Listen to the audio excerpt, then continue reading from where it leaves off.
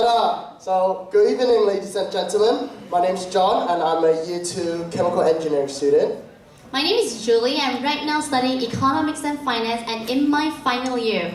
And tonight, let me welcome every one of you today to attend our first ever Y Talk.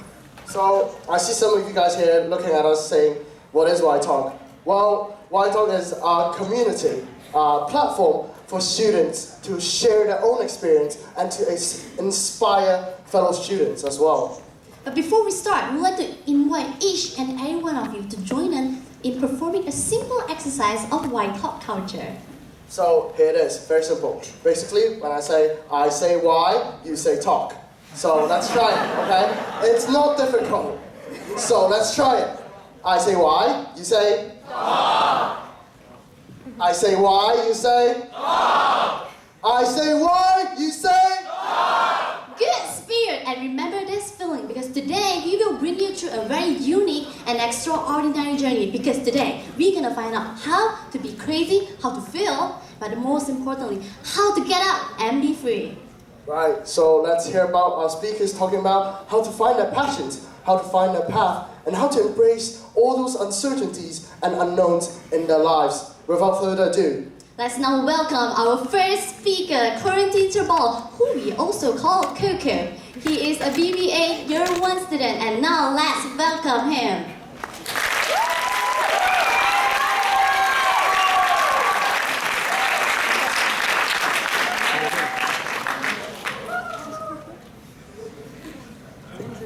Yeah, perfect. So good evening, everybody. Can you hear me in the back? Yes. Great. So yeah, my name is Coco. I'm studying first year BBA. I come from France. And tonight there's something I'd love to share with you. It's an experience.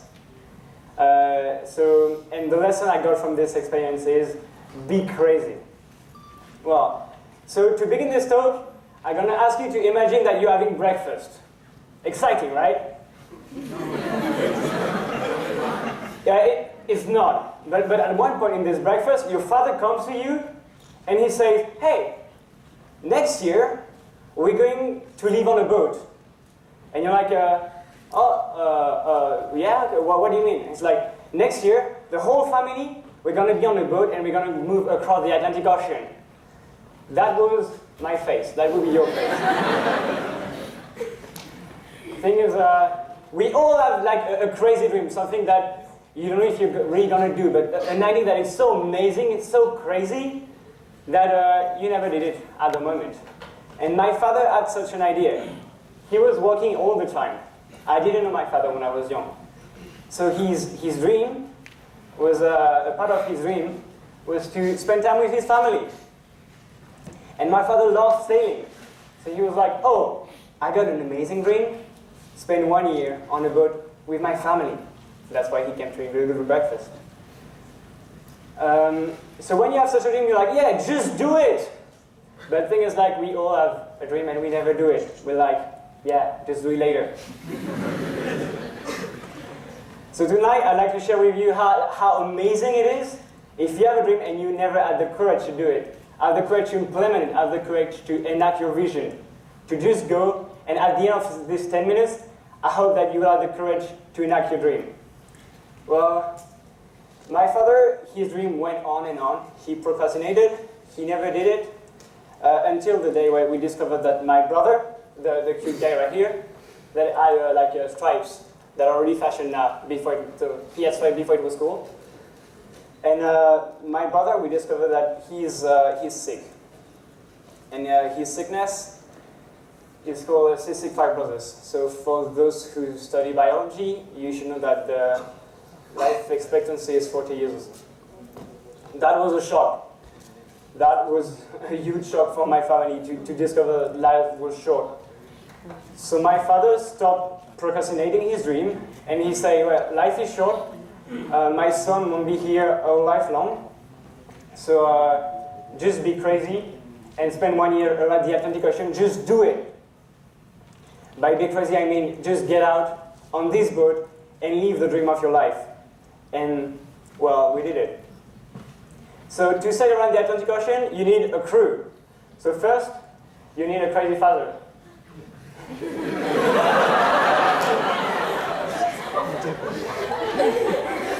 Then you need a mother.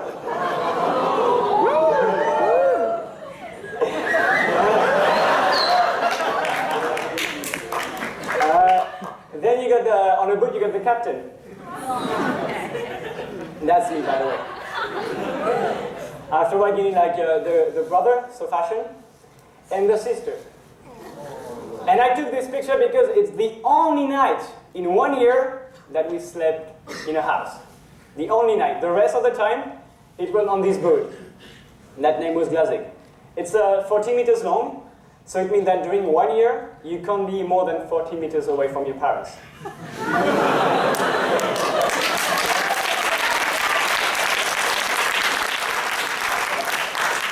Like, come on, I was young, so it was fine. And last, you need like an old-fashioned pirate map. We went, our journey is we went from France, and then we did like 25 countries, like huge around the Atlantic Ocean. So we went to the UK, then to Ireland, then to Spain, Portugal. Here there are many islands. So the Canary, the Cape Verde in front of Senegal. Then during 2 weeks, we didn't see the land. During 2 weeks, there was only the ocean around us. That's like all the trip around, and then 6 months in the Caribbean. 6 months on the beach, when the water is 28 degrees and the weather like 35. And then we went up like the Bermuds, crossed to an island called the Azores, then Baleares, and then came back to France. So it's really hard to summarize everything, to summarize 1 year in 10 minutes. So I'm just gonna show you what's 1 day in the life of somebody who's a bit crazy. So this is our life at UST campus. I mean, well, I think that's my life. It's like, it's really exciting. You wake up, you prepare, you go to school, you go to class, and it begins again and again and again, and you never really see the end. But like, you wake up here, that's what you see when you wake up. Imagine, during 6 months, that's what I saw every single morning. And then, you dress. But when you're on a boat, what you dress is only swimsuit. During 1 year, no t-shirt needed. That was the only day that she was wearing something. Afterwards, yeah, you go to study. And I was studying, like, you can study anywhere. And only take 2 hours. And then you're done for the rest of the day. Nice, right?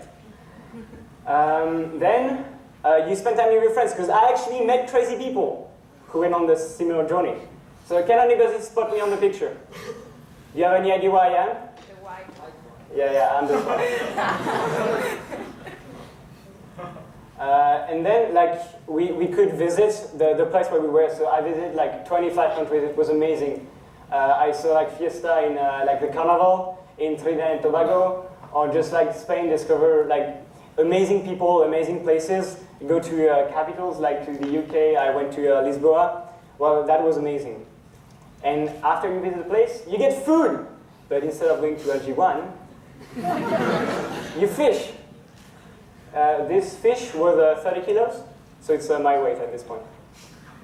Or, you know, every single morning you have like chocolate milk, right?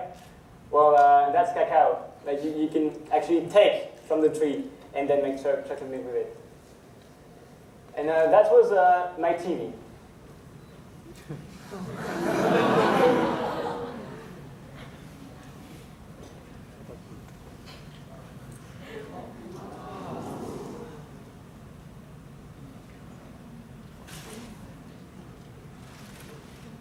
I show that because some people told me, wow, 1 year with no TV, how can you survive?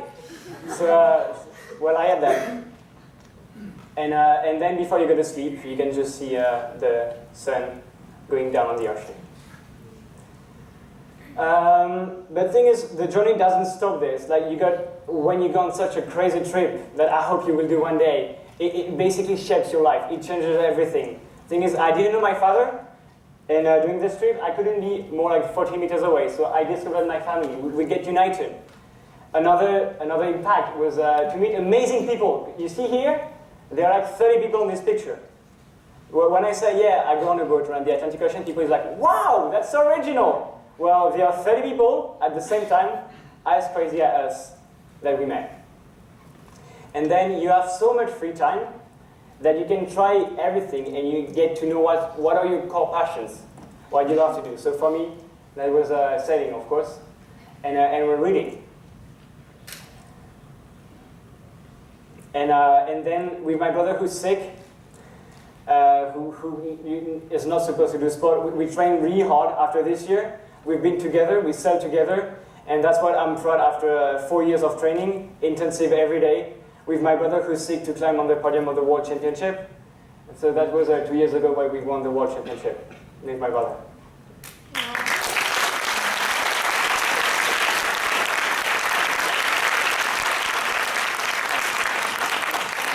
So my message for you is you all have a dream. And the thing is, you're like my father, you haven't done it yet. You keep procrastinating. Yeah, just do it later, or do it in 1 year, or do it afterwards. The thing is, I went this morning to the our office and I asked, if you want to take a year off, you can. If you want to procrastinate your studies during 1 year, be free during 1 year, you can. So please, it's the best moment in your life. If you want to do on something amazing, if you want to spend 1 year being crazy, you should do it now. Like, challenge accepted, I hope. And what I mean is, be crazy, follow your dreams, because I hope that you won't need a brother who's sick and who will die soon to remember that life is short. So my last message that I hope you will remember is, be crazy, and be crazy because life is short. Thank you.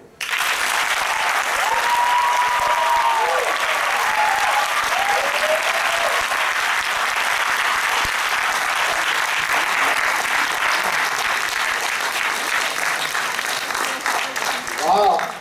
So that's one of the crazy dude we have in this session. So let's think about it. What's the craziest thing you have done? For me, it's eating a McDonald's breakfast within 1 minute. So that's pretty crazy for me. But then, why not be crazy sometimes? I can tell you a reason. Because we're scared. We're usually scared of failures. Up next, we have a year 3 IEM student, Henri Peng, to tell us how he has failed numerous times in his life. So, Mr. Henri Peng, please.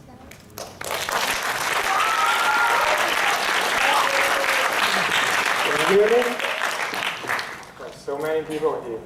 Yeah, thanks for coming and thank you for making me nervous also.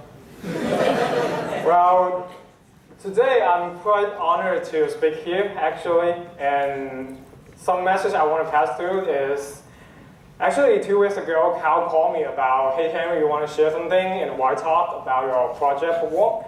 And I was quite shocked, because he hasn't called me for 3 years after we finished the physics test together, but because I don't find myself really qualified of doing that, because I don't have a really beautiful bow like Coco does. The only thing I have is a model one, which doesn't even have a motor inside. And I don't have the talent like Sharon, and I can't play guitar that well. My limitation is only 2 songs. So I was keep thinking what kind of message I can send or what kind of topic I can talk about.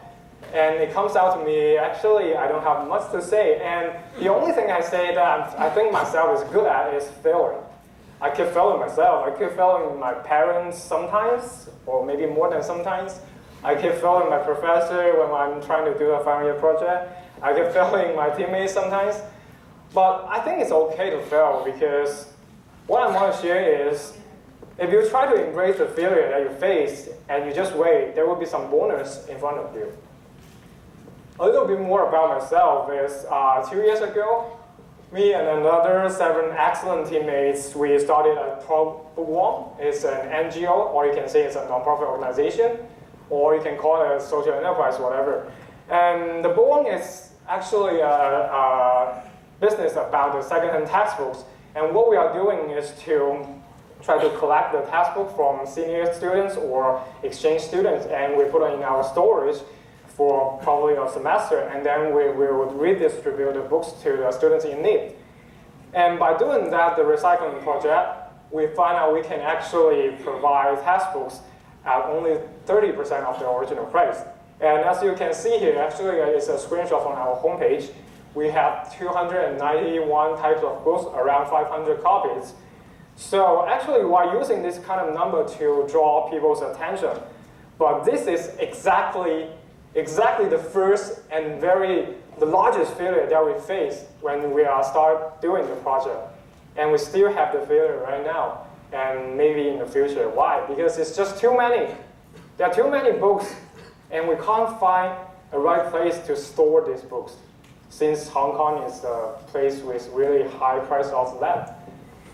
So what we are trying to do is we were trying to cooperate with the university. And actually, the idea was inspired by an observation. That is, we found out that there are so many empathy lockers around the campus. So we were thinking, if we can make use of this resource, then probably the project will work. So we started this idea. After several months of negotiation with the office, there was one officer being very, very supportive to us. But just 1 week after we tell that our project is going to launch, and he called me and said, "Hey Henry, actually I'm leaving UST and I can't help you more, so good luck." That's exactly the 3 sentences he said to me. And you can imagine how frustrated we are, because we are kind of counting on him and we are trying to get a resource. So this failure actually got me thinking about the balance between the idealist and also the realist. Are we being too idealism that we try to think our project or our idea will work somehow? Are we trying to say like, this will work because we have designed it so good and we have so many passionate students? Or should we be more practical to have a plan B? Or maybe we should talk to more people, or getting to know more about the rules that cooperating with the university? Then probably we won't have that issue or that delay in the very beginning of our project. So another message I want to pass here is about criticism. Actually, it's a story between me and some of my friends. It's quite interesting. You know, at the beginning of this project, we need a name. So we need a title, we need a brand to say, hey, what we are and who we are. And we were thinking we can use a bookworm or bookworm. Even me can't tell the difference between bookworm or bookworm. So, because our idea is about serving university students, and our idea is to providing such business that can be more beneficial to more and more people. So we decided to use the name as bookworm, because we want to pass the message that we are willing to serve. And then I was like excited about this new name, so I bring this name to my friends, say, hey, so I got this project named Bookworms. They were like, what? Why are you using this name? This is so ridiculous. Why don't you just stick to the O and A? I can't tell the difference between them. And basically, this is the common reaction I get from everyone, from every friends surrounding me, and they keep telling me your name is stupid and ridiculous. That's the thing they keep talking about. And I was frustrated, of course, but the project has been launched, so I can't change more. And after time goes by, like, people are trying to contact us, so say, hey, Henry, you want our book? Or I have some books to sell to you, or I want to get some books from Bookworm. And I started to realize, actually, the name doesn't matter. What really matters is the thing that you actually do. And the bonus I get from this name is I actually heard people discussing about it. Like when I walk in the campus, they will say, have you heard about the organization who is doing the textbook? And they will say, is it Bookworm or Bookworm? Or what do you say? It's Bookworm. Of course it's Bookworm. And another say, well, no, it's not, it's Bookworm. And then they will go check it out. That's the point. I just realized that's the point, because I caught them into a discussion, so they can keep talking about it, and then they would go check it out, whether it's warm or warm. So that's far away from my expectation, and I don't know if it will happen, but it comes down to a good ending, and it helped the people to remember what we are and what we do. the last message is about passion. Actually, to be honest, I don't think myself as very passionate people on something, because I always like spend some time doing something and I just give up or something. Like most of us, I think we always face the same problem there. We feel like we have a strong desire into our heart and we want to do something, but we just don't know what to do and how to move it forward. So actually, from my experience of doing bookworm, I say, actually the thing between an idea and you realize the idea is the fear of the failure. And why are we so afraid of the failures? It's because we always think too big. Like during these 2 years, I met many people and they are talking about their dreams and big dreams and then change makers, the society. And they keep talking about, hey, I want to get a new technology to change the world, like Steve Jobs. And I want to get something really excellent and innovation to change every people's mindset. But they just keep talking about it. They just keep talking about it through the 2 years, so they will never have time to actually doing it. And the people who is actually doing things, they don't have time to talking about it. That's the point. People are always talking about too big, so when they are come across the possible outcomes they will face, they will be so scared because they are thinking too big, so the possible failure will be so big. So why don't we just take the opposite way to doing something small, doing something step by step, and we can start working on something really small. If you love travel, just get on the boat like Coco, or you can get a bike and so just running or to the cyclone. It's also called Trebaol. It doesn't matter. It doesn't matter what you do. What matters is you actually have the courage just to step outside and do the first move. So passion to me, I don't think is very specific because I'm still looking for it. What is my passion and what kind of thing I'm passionate on? But I still feel it's there. It's somewhere that I need to find. And it's so common that the failure will come across to you. The failure is so common, it's just like the breath you take every minute. You breathe in, you breathe out, there will be something toxic that you kill. But you just don't stop breathing because you need to survive. You're gonna lead the breathing to live. And it's also the same reason why we need a passion, because we need to live. If you have some passion on no matter the photography or travel or whatever you want, the only action that you need is to let it burn. To burn it and see how it will become. Thank you very much. By the way, we have an annual collection from me. Well, it's definitely not common to hearing some people tell us it's okay to fail, right? But when we think about it, it's kind of true. Only when we stay strong, stay committed, then we will get what we wanted. So now let us welcome our third speaker of the day, Raymond Sze, who is a BBA Year 2 student, to tell us how he got what he wanted.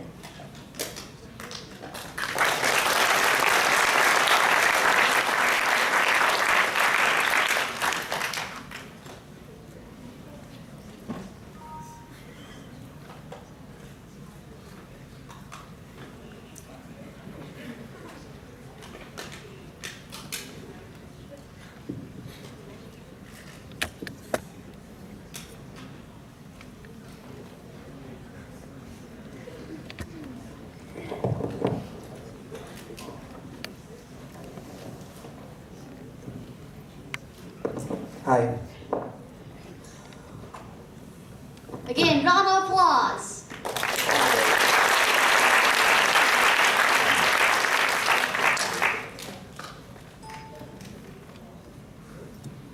Hi. I'm Raymond Sze, and I'm the founder of FreeingHK. And when Cal find me to give this wide talk, actually I won't regard it as a speech, because I will regard it as a talk that just share with my friends. So I didn't prepare so much. Yes, and I believe my fellow schoolmates and some of my friends, you didn't know what is FreeingHK and what is the business. So I would like to show you a video that introduced this business.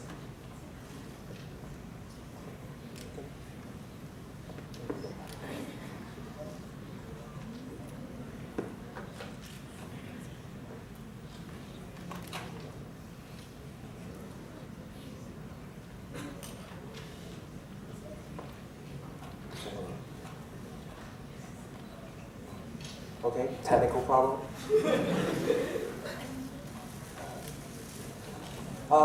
Actually, Freeing Hong Kong is a real room escape game, and players are locked in a room and for 45 minutes, and they need to find different clues and storylines to escape from the room. And this is the... Okay. It's not my business. I hope you will.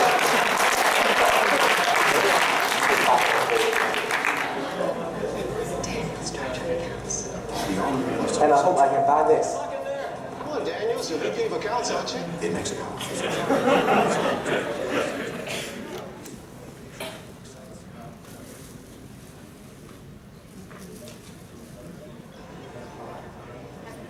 Wanted an escape from this? Hong Kongers are finding their escape from reality in the fantasy of living out a video game. It's not any normal kind of entertainment. We normally go like shopping or watching a movie, but this is totally new, so we wanted to try it. Inside this commercial warehouse in one of Hong Kong's most crowded neighborhoods, teams choose one of 7 games with names like Prison Break and The Lost Chamber. Sometimes blindfolded or handcuffed, players solve clues to find a way out. I think the hardest part is to find the relationship between all the codes and all the locks. And you have to find the boxes, like one of the boxes was actually under the chair and you found it. Right, what do we got? So how hard is it? Andrew and I pick a game and step into Dr. Alpha's lab. Smoky. Combination lock, great. Our first challenge, getting to the clues inside this locked box. It's not 1, 2, 3, 4, it's any ideas? If you get stuck like us, you can press a button and someone will come in and give you a hint. But you can only do that once. Once we get past this, we're going to be sailing. So what's next? You can go first. Getting across a field of laser beams without touching a single one. Nicely done. Hey, Andrew may have missed his calling as a cat burglar. Right. And I may have to keep my day job.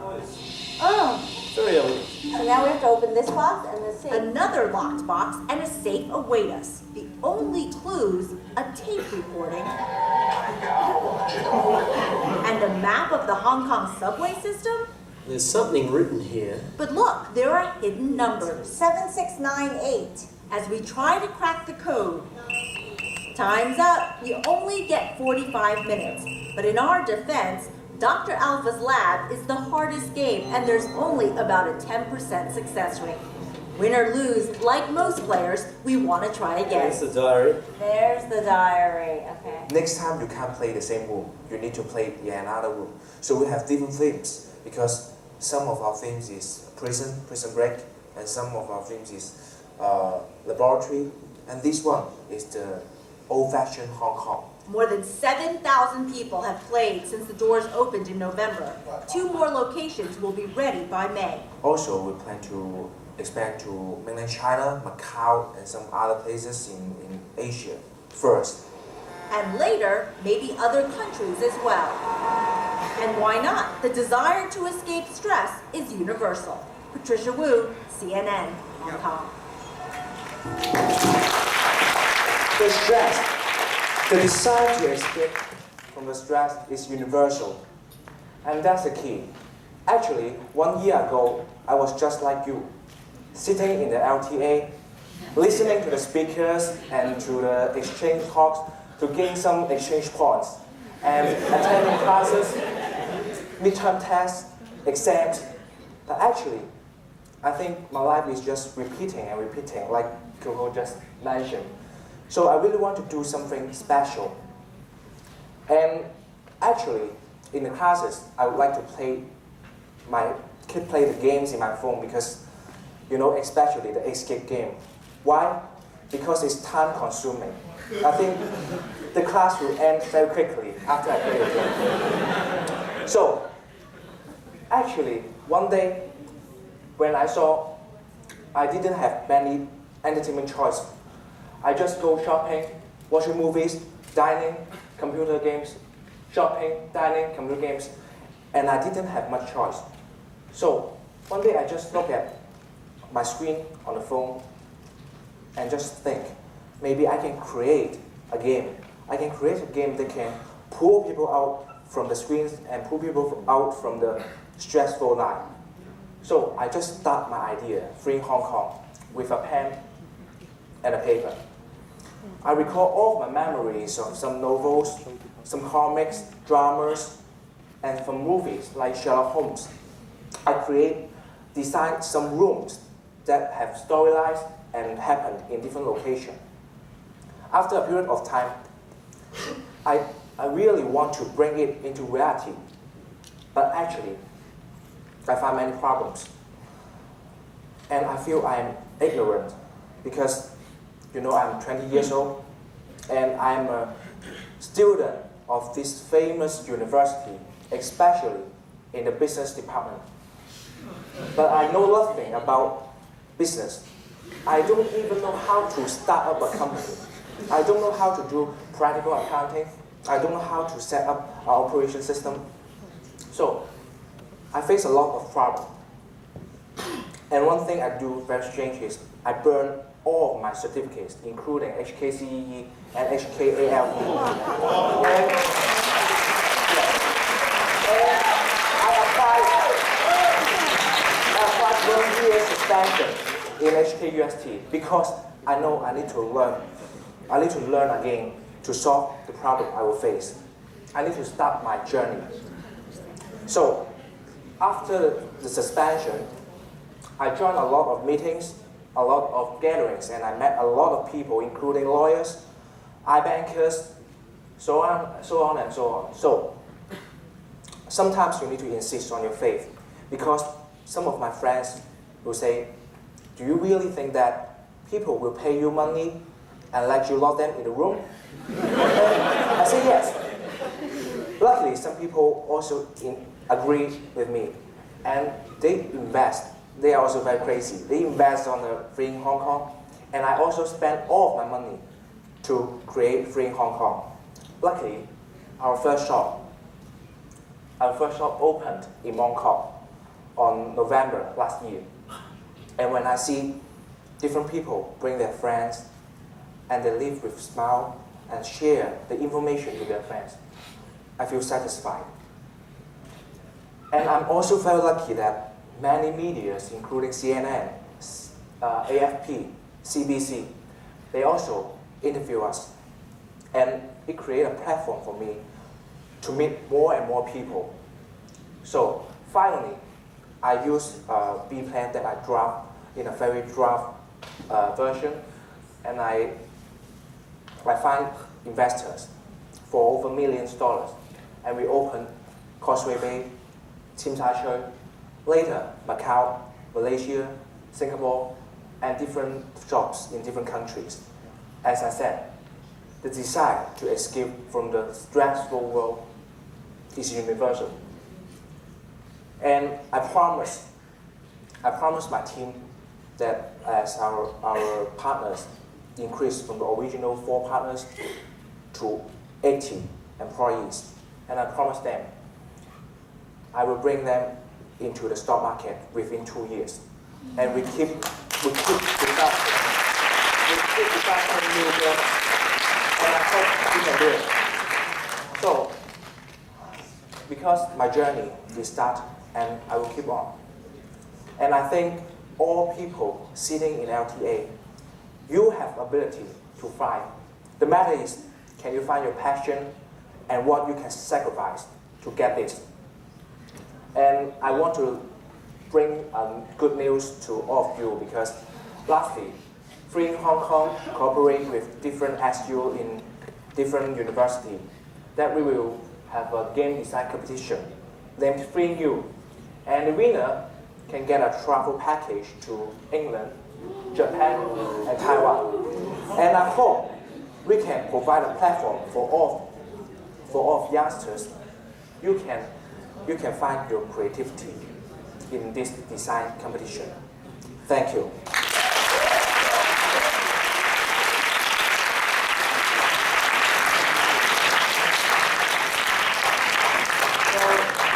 Beating yourself, huh?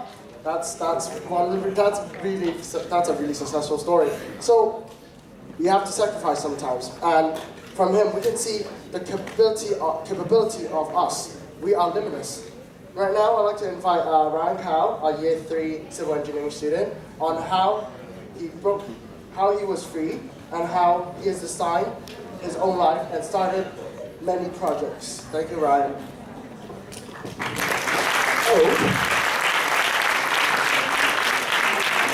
All the speakers are so amazing. Well, we have businesses and a lot of things, but for me, I was just doing volunteer service, okay? So, basically, my name is Ryan, okay? So, final year civil student. And today, I have a question to ask you. Do you want to create your life story? Let me show you some pictures, because I love to take photos. So, what do you feel when you see this? What if you're the baby? What if some of you are currently a mother, of course, some maybe in the future, you will be mother. So how do you feel? You feel happiness here. This one I took in Myanmar. And then I saw this as well. And this. I also took this in Myanmar. I feel like, how can I help them at that time? Is it I just donate money to them? If I donate money, did I really help them? Maybe not. Because maybe they will rely on people to just donate money to them. So that's why that's made me feel that.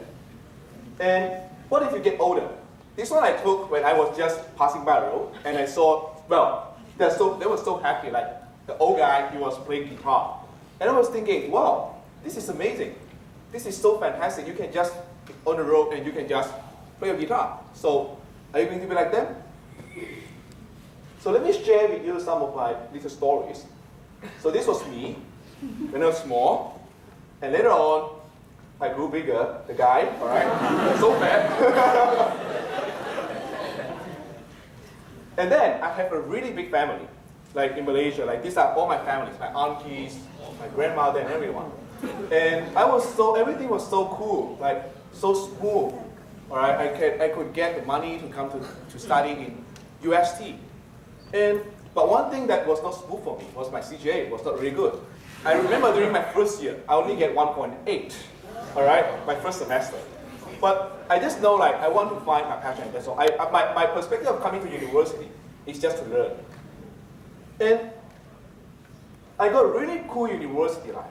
I enjoy a lot, got a lot of friends. We went to drink beers. We have a lot of activities and gatherings, a lot of this kind of stuff. And I was thinking, wow, I'm so happy. I have a lot of friends here.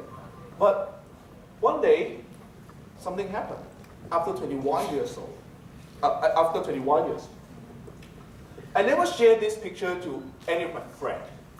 But I decided to share in this talk because I know I'm ready to accept this. He was my father. I never seen him for 21 years old, for 21 years, and I only seen him after 21 years. And at that time, he was going to die. And it was the last time I saw him. When he was going to die, he had different problems, sicknesses.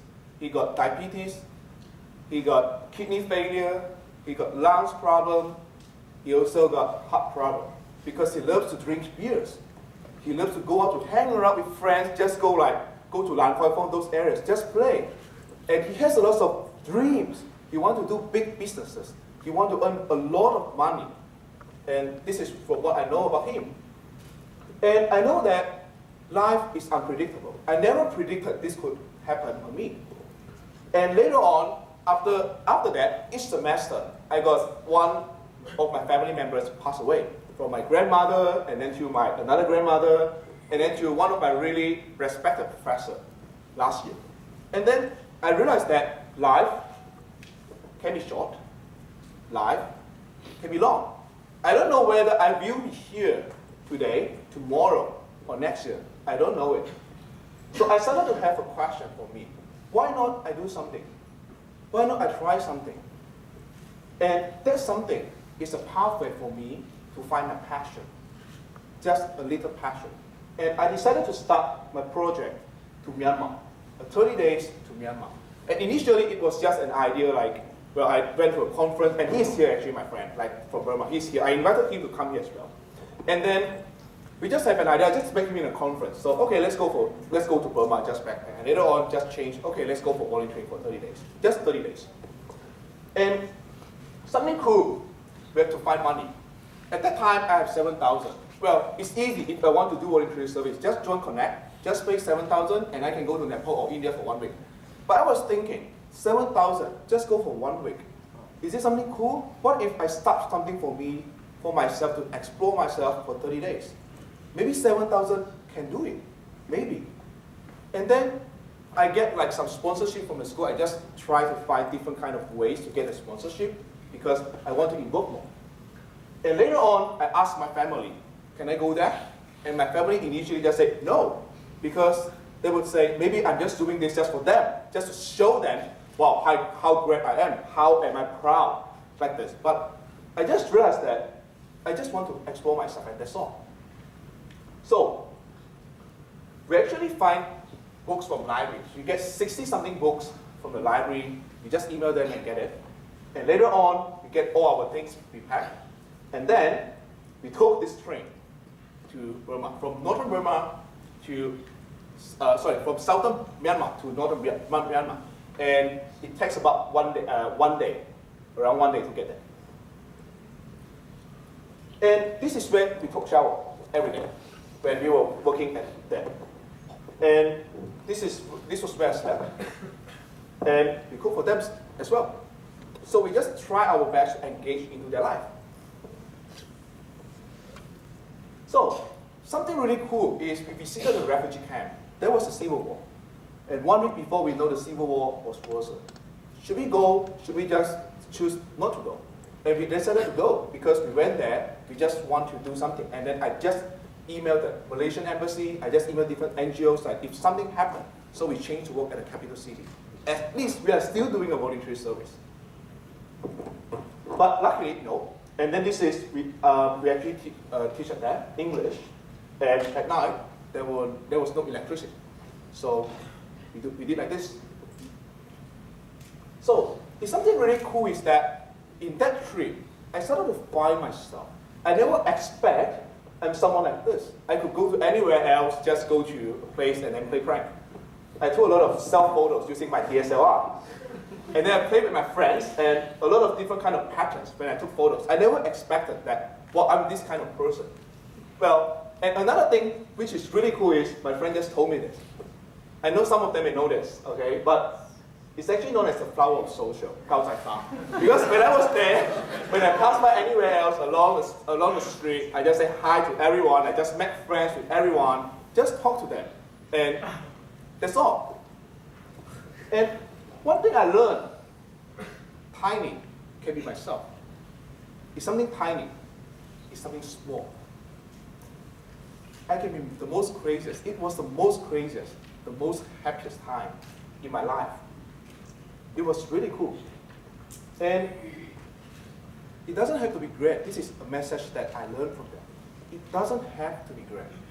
But it just has to be true. Just be true to myself. Just be true to yourself. Just make it simple. No need to be really bad, great, really good, really crazy. Just try it. You know what? Like, another thing I realized is that I love to share with people. I love to serve people. I realized that voluntary service is not just restricted to just doing certain projects, but every day of my life, I'm doing voluntary service. Every day of my life, no matter I'm sitting with my friends, talking with them, eating with them, I'm serving my friends. And I don't feel I will regret because I enjoy my everyday life. And what will be my next life project? Of course, get married. And then I have family. And I hope can have lots of grandsons, granddaughters like this. 三代同堂, okay? But one thing that I'm actually planning now, actually I joined the Engineers Without Border. I also joined the Asian Voluntary Network.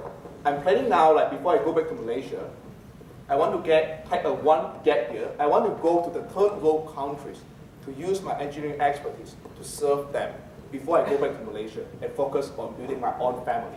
So this is what I'm going to do.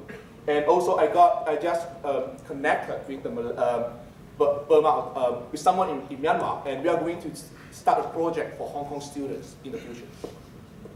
And what about for you? You have a lot of ideas, you have a lot of passions, you have a lot of dreams, but maybe it's only 1 day, 2 days, or 3 days, and maybe there's something can make you find a passion. It's something fascinating, it's something cool, and I can guarantee you that can change your life. Thank you.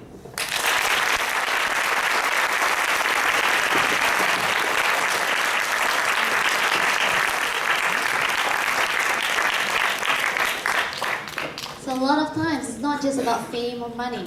Thank you, Ryan, today for reminding us a lot of times about love and sharing. So next up is Scarlet Chen, who is an economics and finance student currently in year 2. She's gonna share with us how she fight her way to have her own path.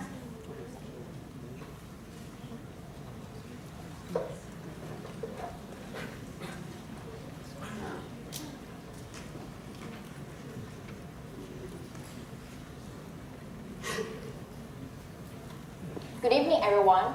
I'm Scarlet Chen, and I'm also the president of China Entrepreneur Network, a newly founded student society dedicated to social innovation. And I'm extremely honored to be invited to White Talk, because I'm able to know so many colorful stories. And actually, I feel my story is really no comparison towards you guys. So what I want to share today is not really the stories themselves, but the message behind. This is something that I believe I can have it to live a truly valuable life. Actually, if we put it down, it's very simple. It's just 2 words, a goal and a way. It is to find the right thing to do and to do it rightly. Oh, you might think, everyone knows about that, right? I always talk about the means and the ends, but how do I find my right thing and how do I find my right way?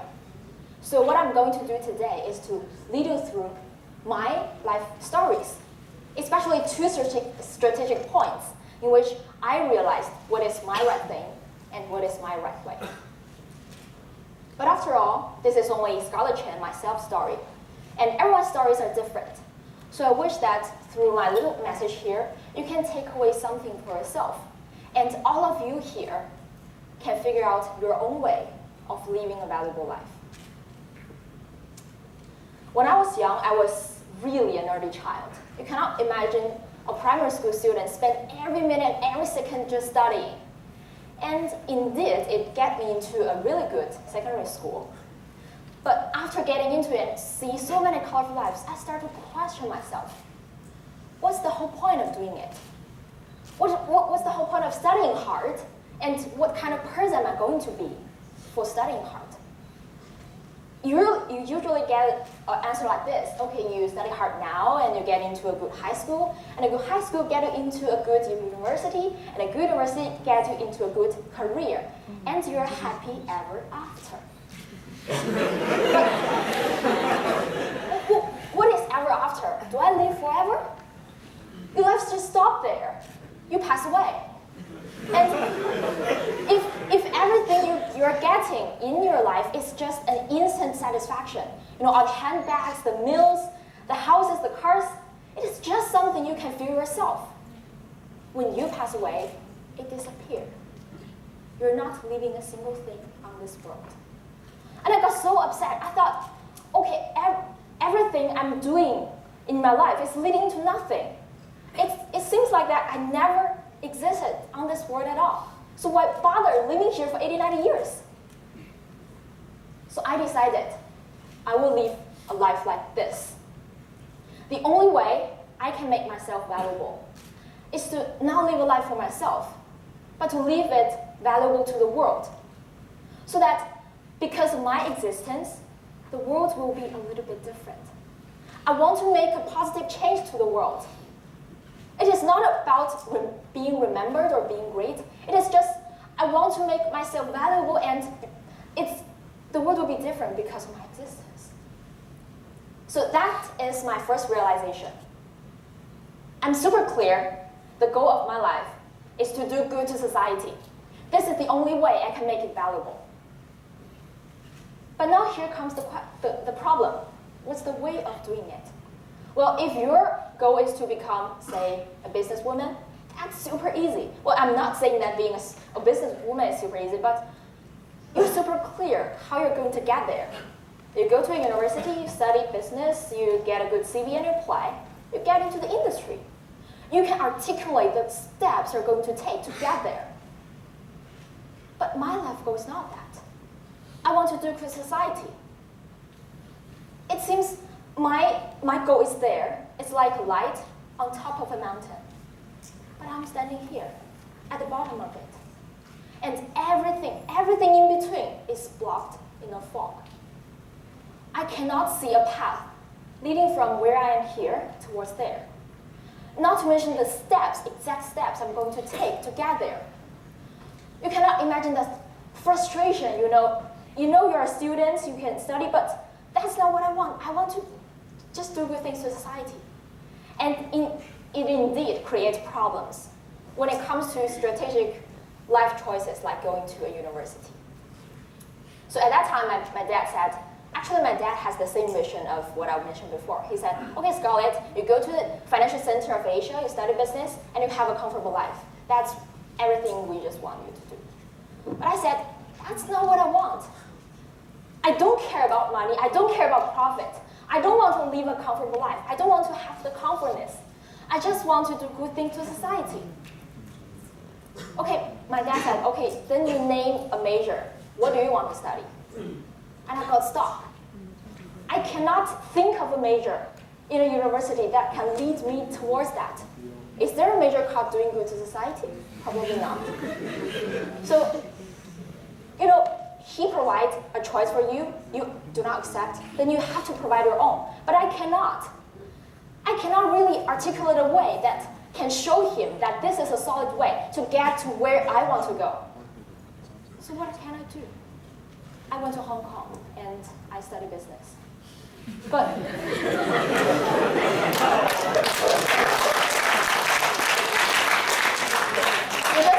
just after 2 months here, just 2 months here, I cannot bear it. I cannot stand it. I feel that everyone around me is going the opposite way. I want to do good things to society. I want to make it valuable to the world. But what the university is trying to get me into, it's not cultivating me as a person. It's cultivating me all of the skills to be a good employee, who can get a good salary. But that's not what I care, So that's exactly the opposite way of where I want to go. So I think I have to leave. I will transfer to another university, to another major. And again, my father rejected. But this time, he rejected with more solid reasons. He said, Scarlet, if you really have a dream and you want to do it, you need to be strong enough to support it no matter what other people are doing. They don't have your dream, so why care about what they do? They can just chase for their profit, but you know what you want to do. And I thought he was right. So why should I be influenced by the environment? Instead of changing the environment to another one, I decided to change myself. And when you start to change yourself, the magic happens. This is exactly when I met with this magic organization, China Entrepreneur Network. Because it has exactly the same vision of myself. Social innovation, solving the social problems for a better future. Isn't that exactly what I want to do? And what's more amazing is a concept under it, social enterprise. It's an organization that can run a business and do good things to society at the same time. Wow, that's something that putting my vision and my daddy's vision together. So it seems I can do good which means doing good to society, and do well, which means have a well-to-do life, have welfare together.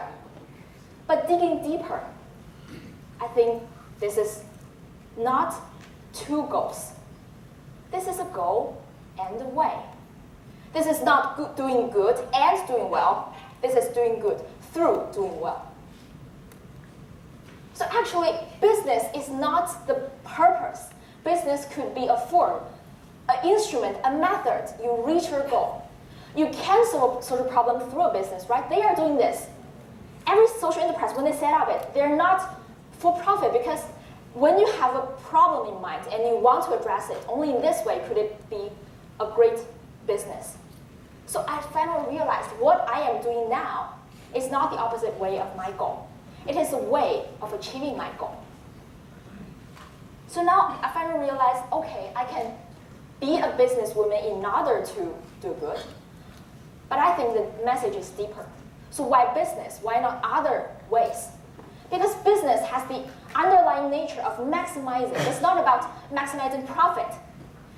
If you have a limited resources in hand, you maximize the impact of every bit, every piece of resource you have. You do not waste it. You know, a business always tries to find the most efficient way of solving a problem. People used to think that if you want to do something good, you cannot think about money. That's so dirty. Because you do the good thing, I give you the money. That's the idea of an NGO NPO, right? But just too many times, I see a lot of people pouring all the talent and energy and time and youth into something that he thought just by the amount of resources you put into it, you're going to solve a problem. But that's the wrong way. You have to find an efficient and effective strategy to address it. And that's exactly what a business is claiming. So finally, I realized what is my goal, doing good, and what is my way. I can do well in order to do good. Now, the question is yours. What is your goal and your way? Thank you.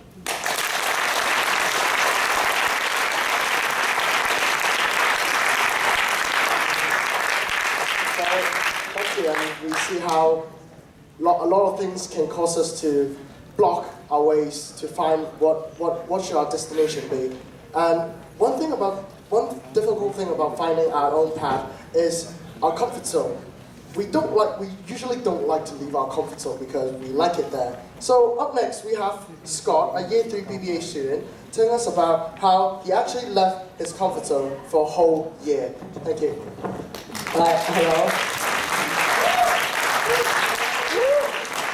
So thank you very much for all of you coming to this moment to share the passion inside USC. This is my first time showing in this public lectures. So I'm Scott Lam. I'm currently a Year 3 student studying business administration and information systems and minoring in humanities. And yes, Scarlet, I come to Hong Kong and study business also. So as some of you may already know, so that last year I've taken a gap year to Australia and I cycled for 8,000 kilometers in 135 days. So amazing, isn't it? But I would say for those who are sitting here now, who dares to challenge, who dares to stay out of the comfort zone, I'll say you can also do something extraordinary.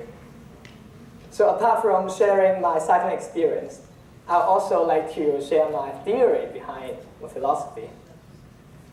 So first of all, I really like to introduce myself first. So I'm quite a mediocre student. So come on, you already start laughing. All right, 0 is the number of A+ I get in any courses in HKUST, and I wish my group project mates are not here. And also 0 is the number of A I get in all the public examinations, including CE and ALE, you know. So I'm quite a mediocre student.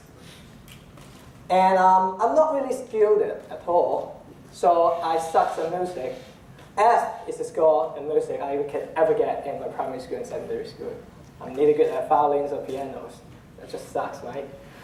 And I'm also not good at PE, so E is the highest score I can ever get. So I'm not good at football, basketball, baseball. So probably I'd say the best sport I can play is the pinball games on the Windows, you know. Yeah, I know for some of those here, it's not nothing. You're so young, you know? You're so young. And I also come from a graduate family. So 20,000 Hong Kong dollars is the domestic income of a family of 6, which means my family could hardly, cannot really support financially for me to achieve something big, something crazy about that. But so this is my comfort zone. This is some of the boundaries that really make me inside this comfort zone. But does it mean that I'm a mediocre student? Does it mean that I really have to compare with others for an A+ just to get their approvals? So I'm not skilled. Does it mean that I really have to learn something to just show someone that I'm at least good at something? So I come from a graduate family, so I'm told to live a stable life, an ordinary life, a planned life. Does it mean that I really have to get into an ordinary industry, get an ordinary job, getting for an ordinary salary, live an ordinary, planned, stable life? So I don't think so. I don't think so. Just because I think I'm good. I really want to say that if you think you're good, you're confident of yourself, that's enough. You do not really need some argument to support it. You think you're good, then you're good. So what do you comprehend as a bicycle, a cycling journey? So a bicycle, a fancy blade two pedals, 2 wheels, right? And probably imagine the short cycling trip you go to Lam Shan Wai, Tai Wai, Mount San, probably also need a water bottle, right? They're easy. So what do you comprehend as camping? So some of you here may be a Boy Scout. You know how to pinch up a tent, and you know a sleeping bag is also necessary. So as a university student, as an early 20-something, you know what's camping, you know what's cycling, and that's enough. You develop your ideas, expand your ideas from what you can have here now, and just take it to the next level. So other than a water bottle, you may also need we have pen back front, handbar back front, like realize our computer, mudguard, spare tires, spare tools, multi-tools, tube repair kits. So what about camping other than the sleeping bag? You also need bed mat, sleeping bag, pillow, mattress, frying pan, breathing gas cylinder, take 4 days of food. Come on, that's just a little bit heavier, 30 kilograms heavier. You just develop your ideas. What you can have inside comfort zone, what you can have in your daily life. All right, so let's begin my cycling adventure. So this is me. I do expect you to laugh.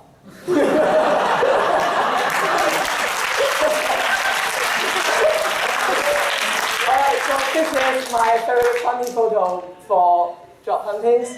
And can you imagine how savage I really looks like in my cycling journey? Oh my god, right? Yeah, they look like a Chinese miners back in California, San Francisco, like 100 years ago. I do look like, right? Come on. And this is the actual route. I ride my bicycle from Perth and then all the way to the east to Brisbane. And it takes 8,000 kilometers, 135 days. So 41.8 degrees Celsius is temperature that I ride in the desert. So apart from the hair here, can you see the skin, the skin color? It's really like severe sunburn. And imagine there's absolutely nothing. No shade for you. You cannot even stop there for food. Your food will just burn in pure carbon probably. And this is how fast the land of Australia is. So here I was heading to Principality of Hutt River, in which a farmer, he declares his farm to be a sovereign kingdom. So it's funny, I really want to make a king, but this is what I got there. I totally get lost in the middle of nowhere. So I get lost, I hail for assistance, and you know what, I wait for 3 hours, and it's really like the mere car, the only car that passed by that saves me. So 3 hours, one car. And this is one of the plainest area in the world. It's in Western Queensland, that's full of nothing. And apart from the big no-shows, I think this is a very good picture, showing like how fast, how natural the Australian environment is. And along the way, I met some good people, for sure. So this is Colin and Dorothy, in which we call them Grey Nomad because of their great hair, and they live in a caravan. They just never settle anywhere. They treat me for food, nice guy. And I also met this couple in Mackay, in which they offered me for food, for wine, exchanging our traveling idea, which is also great. I also met Wilfred. His farmers originate from Germany, and at the time I stayed in their farm, and they made me the very homemade dairy products and the German food. That's really nice. And also these two intellectual couples, and they introduced me about the Baha'i faith, and really it inspires me a lot. But you know what? Apart from all the good guys, good people I met, for sure, and of course there are some bad people. So I still remember the time when I'm riding in the desert in Western Queensland, and then there's a truck driver just stopped by, a truck that big like Optimus Prime in Transformers, really that big. And he asked me if I want to stay a night there in the truck. I said, yes, why not? Aussies are good, Aussies. And then I said, all right, good. And then, you know what, that night, I get assaulted. So I get sexually assaulted by a married man. Yeah, so broke my mountain, screw it. So, I mean, I managed to escape so that I remain intact, all right? I remain intact. Clarifications. And you know, this is the food, the second day of my adventure. And I don't really want to call it food, it's just a complete mess. And then, you know, you are on the bicycle, you really have to learn how to cook. And I love it. This is how I improved, and this is the last day of the breakfast. I stayed in the hostel that I made for myself. Quite nice, right? But you know, starting a bicycle journey alone is really like somehow suffering. You know, at the time when you go through going to a tourist spot, you want sign, it's really awkward that like people are always pairing up and you're just like, you know, single guy signing and out. That's awkward. I wish my girlfriend's there. And then like that awkward moment when you set up a campfire, then no one's dancing with you. So imagine if you have to sleep in a forest like this, so you have no idea at the middle of night what else is going to sleep with you. This is horrible. So does it mean that my journey is like forever alone? No, absolutely not. So I share some ride with the crazy bastard I met in the road. So this is Stanley, he's Taiwanese, and he's cycling the circumference of Australia, so I'll say it's double the obstacles of I am. And also 2 English guys and Italian guy met in the road in Broome, and then we start our journey. We share the ride. It's nice, and you know, like imagine an urban dweller like us, like living in this kind of environment, and we make our own fishing sticks, fishing spears for food. That's amazing. And look at here. Don't look at here. I know some girls looking there, but so. So also, this is the picture taken when I was like riding in the Kimberley Range, one of the very big area that no one ever inhabits there. But you can see the smile. It's just pure brightness, you know, happiness, achievement. And also, you can like really enjoy the nature you have in Australia. This is Madaranka in Northern Territories, in which the lake is so clear that it's like 5 meters deep, but you can still see the bottoms and the fish swimming there. It's nice. And all the animals in Australia are lovely kangaroos. But you know what? Most of the animals in Australia are trying to kill you. I mean, literally, they are trying to kill you. So some of them flee to New Zealand, right? Yeah. So you see all the creepy creatures there, lovely somehow. And at the time I arrived in Brisbane, I still think that it's a pure miracle. That I started nothing. I started with the minimal knowledge of bicycle repairing. I started with minimal knowledge of camping, but I still can make it because I think I'm good. So taking away back to the theory, I would say I'm a mediocre student, not skilled. I'm from a grassroots family. This is my comfort zone. You know, you try to find something hidden, some hidden elements inside comfort zone that you can make use of, you can ask of, so that I'm able to take a gap year. and able to work in Australia and save money first.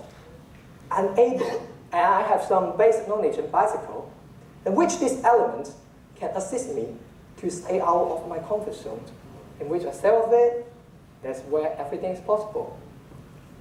So I still remember the time when I first get into the bicycle shop in Perth.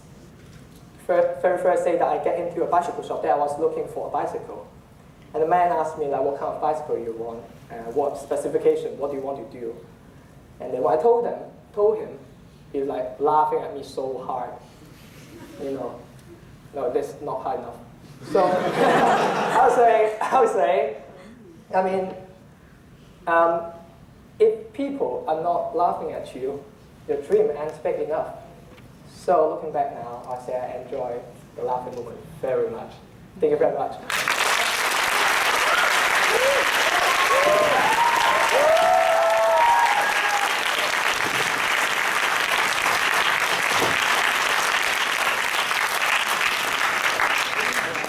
Oh, wow. I always think that leaving my country and come to Hong Kong to study abroad is kind of leaving my comfort zone. But now looking at his journey, I really need to redefine what is comfort zone. But next up, we still have Sharon Chen, who is a BBA Year 2 student, and she will tell us how she lived up her passion. Hello. Where's the timer? Where's the timer? Where's the timer? Please don't start timing because I want to say something. Yeah, please don't start timing. I would like to thank the White team. Let me tell you how it all started. So I got this email from someone I don't know, and they asked me to, hey, come, we're organizing this White Talk event. Can you come help? So I was like, White Talk, why not? So I said, yeah, sure. And then 1 week later, I got an email saying, congratulations, you are nominated as one of the speakers. I was like, White Talk, why me? And then I had a meeting with Ryan Cao, and he successfully, I originally wanted to, refuse it very politely, but then he successfully convinced me to stay. So, I mean, like, who would have known that Freeing Hong Kong boss is actually from USC, and who would have known the world champion of sailing is from USC, and his name is Coco, and who would have known that someone actually doesn't want to make profit and just give good to society? Who would have known? Who would have known? And I think this is an amazing idea.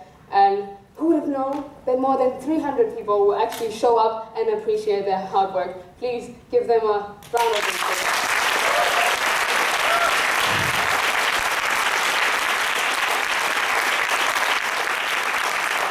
Now you can time me. Okay. My name is Sharon. I was born and raised in South Africa. Until I was 16, I moved there with my parents because they became Christian missionaries, and I lived there for 5 years. Contrary to popular beliefs, I was once very shy and introverted. That's what I look like, on the right. I didn't like to have so many pairs of eyes staring down at me like right now, because I freak out. And when I do get too much attention, I look like this. That's me. I remember once when I was in primary school, everybody in the class had to go up in the front and tell a story that and I freaked out. I told so many lies about my health, and it delayed many days.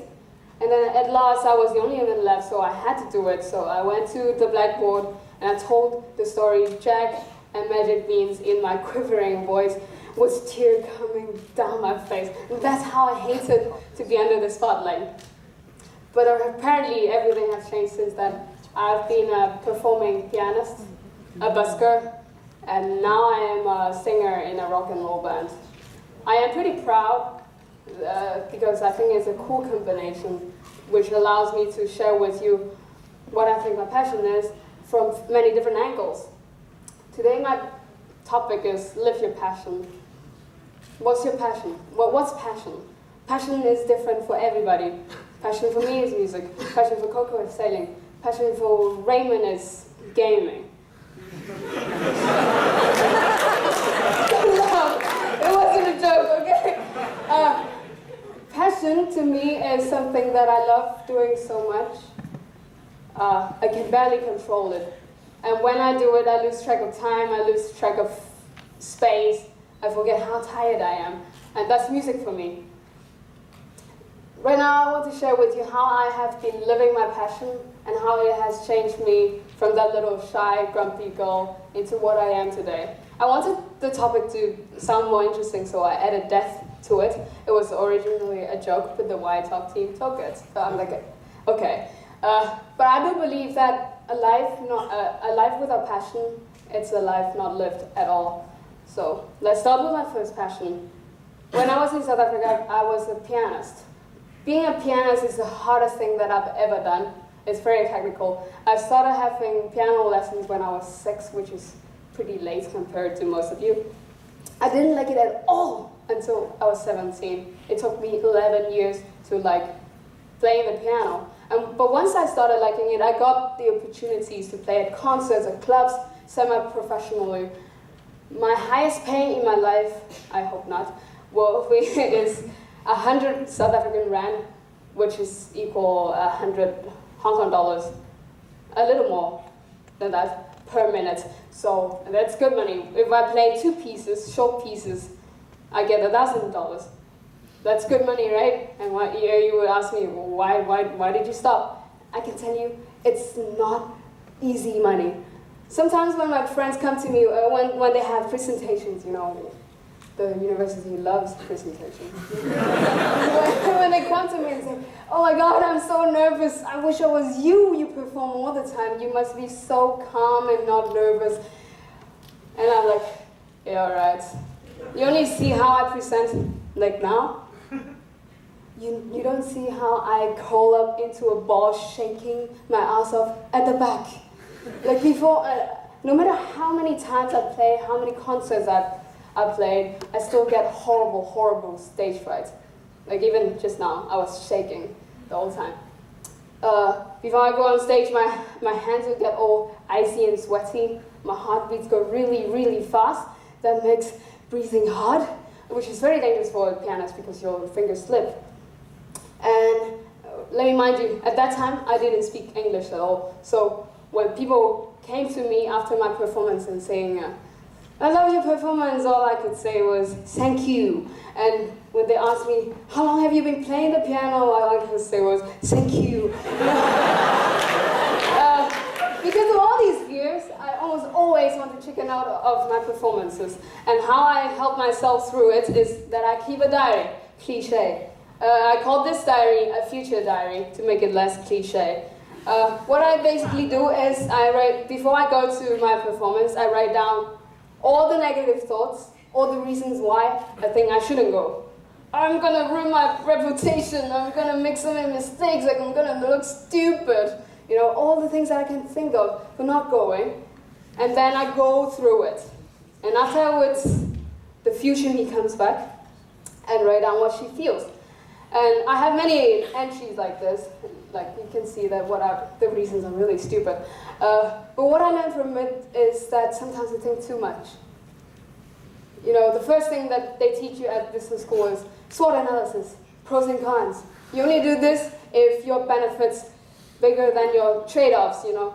But in reality, sometimes we just have to stop thinking. Fight your fears, and the outcome will never disappoint you. So that was basically my high school life in South Africa. After I moved back to Hong Kong for uni, I became a busker for a while. I actually never sang alone before university because I was always shy.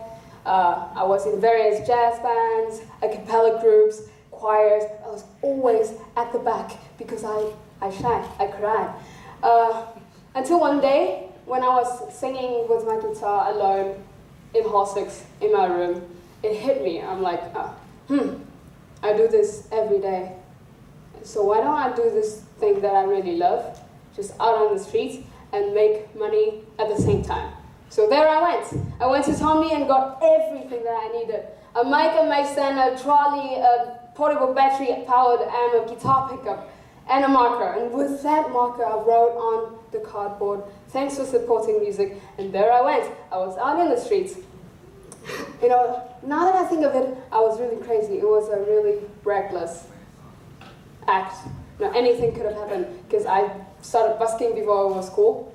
Nobody understood what busking is, and they couldn't understand the romance of it. So when I told my friend that, yo, you know, I'm starting to sing in the streets for money, and they would say, what? So you're like one of those baggers with the erhu now? That's how they thought of me. They didn't understand. And you know, I could have gotten beaten up, I could have gotten arrested, things could have gone missing, but I didn't think much. I just went. And it just turned out to be so rewarding. I didn't want to show you the next picture because some of you might think that I'm showing off, and most of you will think I'm poor, but I want to be as open with you as possible, so screw it. This is a picture of the first money I made by singing on the streets alone.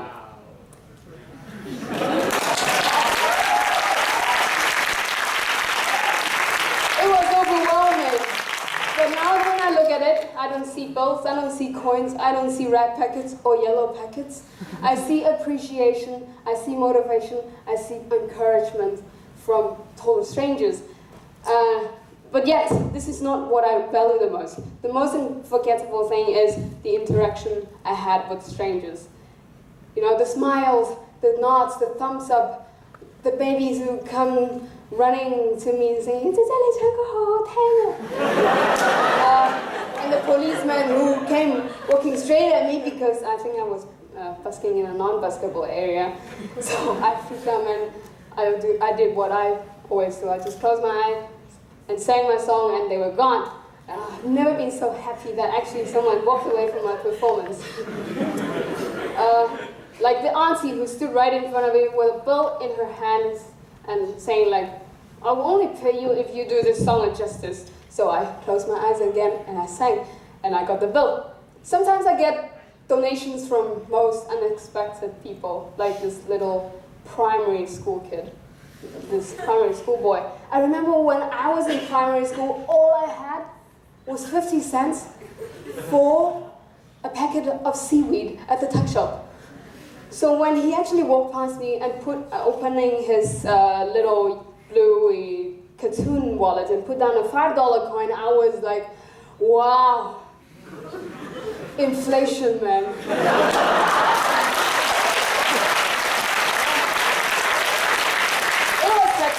It was touching. But the most touching moment was when I was busking for 3 hours straight. I was really tired, and I stood there. I sang this Cantonese Christian song called "當你走到無力," which means that when you're so tired from walking, God will always be there for you. God will help you through it. So I sang that song, and then suddenly a lady came out from the crowd, walking slowly towards me, putting a $10 bill down, looking at me in the eyes, mouthing the lyrics, sang the song with me, and my voice nearly cracked.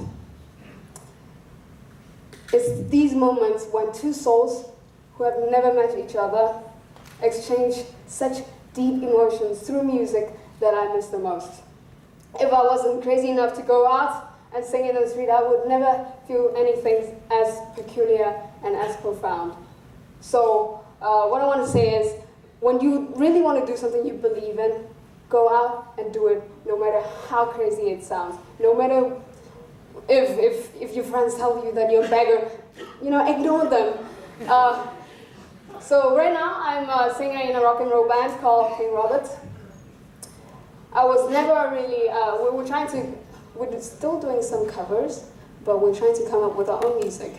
I was never a lover of loud music because, you know, given my classical music background. But what I learned from rock music is that passion really defines you. Passion is everything. You know, the blasting volume, the drinking, the jumping, the screaming, the headbanging, everything about rock music is just so full of life, so full of love, and so full of passion. And then I realized what really sets a great musician apart from a good musician isn't really their level of techniques or skills, but how much they love and how much they enjoy what they do. So to wrap up, for those of you who haven't found your passion yet, I urge you from the bottom of my heart, go find it. It will change your life in many, many ways. And for those of you who already have it, stop thinking. Stop doing your analysis. Stop sticking with the norms. Stop sticking with the majority and rules. Go out, do something crazy, and enjoy every freaking minute of it. Thank you.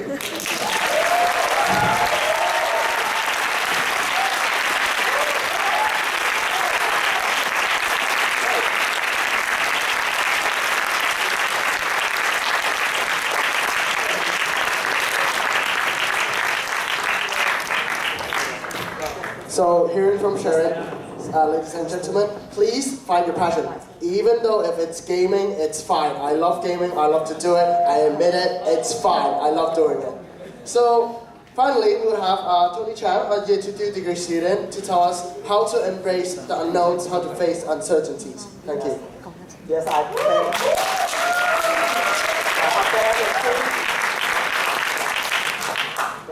bear the same name of the UST president. So, actually, I'm a Year 2 Steel degree program student with major in computer science and business management. So, and also I'm a co-founder of Epic Technology Limited.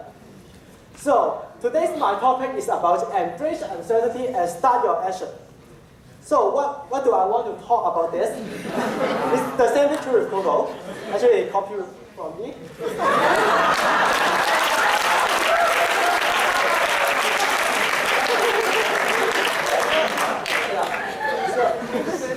So, at the beginning of the university life, people keep telling me that there are 5 things you need to accomplish before graduation.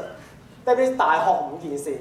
You need to live in hall, become an exco of some society, part-time study, and most importantly, having a relationship. However, I told them I'm a dual degree student, and they said, "Oh, the only thing you left is study."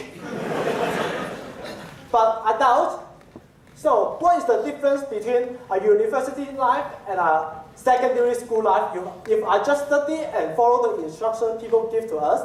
So I would like to escape from the daily life like Coco do. However, you need to embrace the uncertainty outside the daily life circle if you want to break the instruction. Luckily, I found the people that have same passion with me, and then we found Epic Tech Limited, which is an IT solution company. So I'm an IT nerd. So this is the first experience that helped me to embrace uncertainty. It is an e-message board in the 2738 lib, and you can leave your message there through the application in your smartphone, so that people can share what their passion is, their photos, and even their status on there. So also, we want to have an application platform for people to submit their application. That means we want to create an engineering culture that people are not thinking only we are awesome. Every USC student are awesome. And so why do we do it? It is just because of a simple incident. There's one day after lunch, and we go to the 2738 lab, and we saw there's so many projectors. However, there's nothing displayed. So we think, that's so cool. That means we can create lots of stuff there. And then, we just go straight forward to Professor Hollow, Professor Hollow and also Roger, which is the Associate Dean of Engineering School, and he's actually here.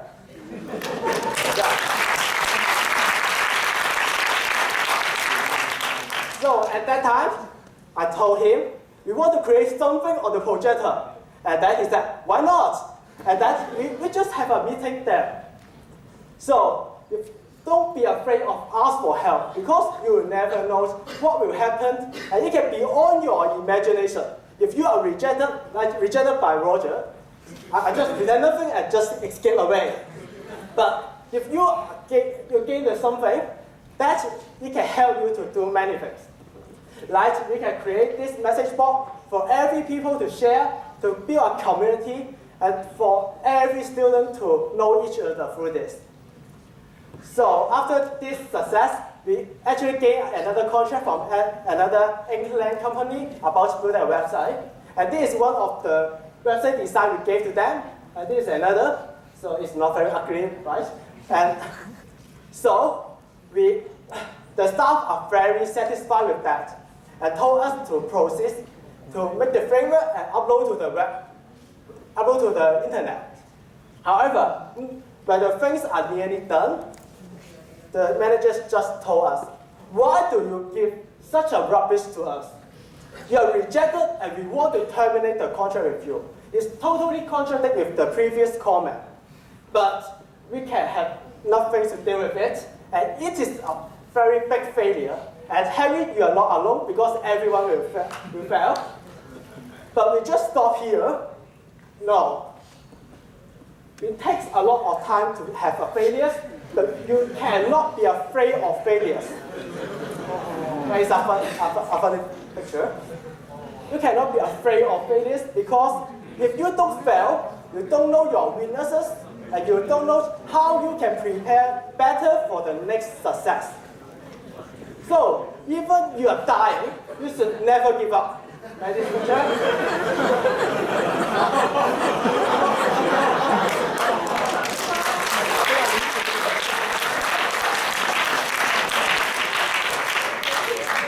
If you just give up, you're done. So, but does never give up means trying without thinking? I don't think so. I think we need to improve ourselves, and for a company, the best way is to learn from other companies. And starting from that, I hope to get an internship from other companies to learn more about that. Talking about internship, every HKUST student may think it may be an internship in HK, a local company, but at that time I think, why not? Why not go to another country to learn much more? So I go to India, the Silicon Valley of Asia. The company is called Infosys, and it is actually a very good company. And what I think India is that, however, after I know that, India is already like that. There's so many high technology there. There's so awesome, so many IT structure we can learn from. And I think it is a very good experience if you embrace the uncertainty. And if you don't embrace the uncertainty, maybe you will end up with just a normal intern in HK. So after I told so many things of not to be afraid. However, we are all human. Even I will be afraid of going to roller coaster. So we just team up together. Those pictures are very ugly because I chose for them. Yeah. So if you actually they are my teammates, but if you are afraid, you just team up together and achieve dream together. Because we both have our strength and have our weaknesses. If we complement together, that means we can achieve all the things and cope with all the uncertainty. And the last thing I wish all of you can do is to spend a day, just write down a list to know what you want to achieve before your graduation. It doesn't need to be big or small, but the things should come from your heart. And then you just make the things you want to happen. Actually, after hearing so many speakers' speech, I realized that all the topics are more or less the same. Actually, although we bear different topics, it is bear your passion and then you just work it. Don't think anything about it. So don't hesitate. You just think the things you want to do and you just make it happen. When the why is big enough, the other two will take care of itself. And the last thing I want to do is to be yourself, because we are not here to tell you to be another Coco, another Scarlet. We are here to let you think of yourself, because only yourself can know what is the most important thing to you, and what thing you will be regret if you don't do it before graduation. Because I think I think the university life is the most free life in your life. Because after the graduation, you are done with a work, a job, so you need to do the things people give to you. But during the university life, you have the chance to think what you want to do, and you can just do it. So, thank you very much.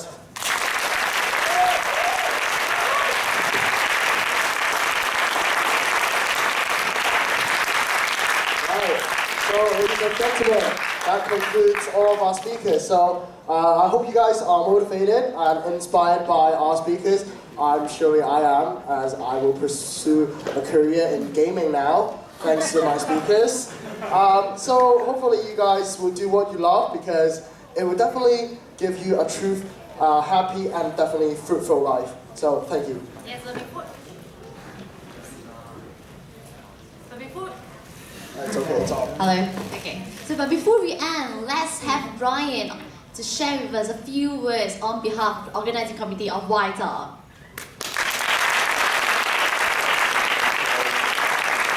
Thank you everyone for coming, because actually the idea of Y Talk just started from 2 people. We just had conversations, and then we just said, why don't we start to find students and let students make talk.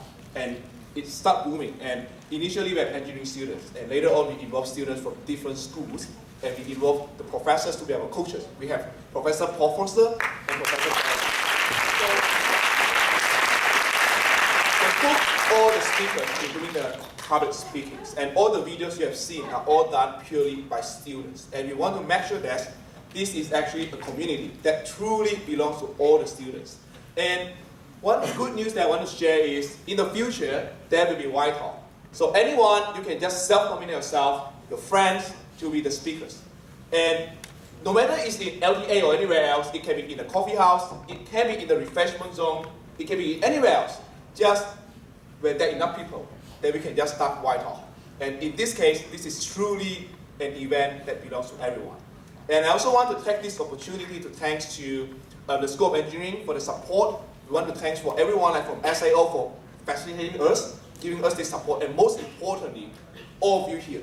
Without all your support, without all your courage, I'm sure Y Talk cannot be done.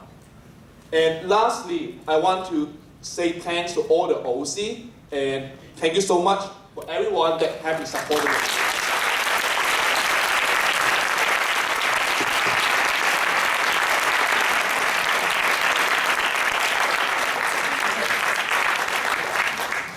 So guys, do you enjoy your evening? Yes! Do you enjoy your evening? Yes! Thank you very much. Without every single audience, without every single speakers, we wouldn't be here today. So thank you very much. We know that 10 minutes is probably too short for you to know each other. So if you love to speak with anyone, you can here to stay. Once again, enjoy your evening. Thank you for coming. See you.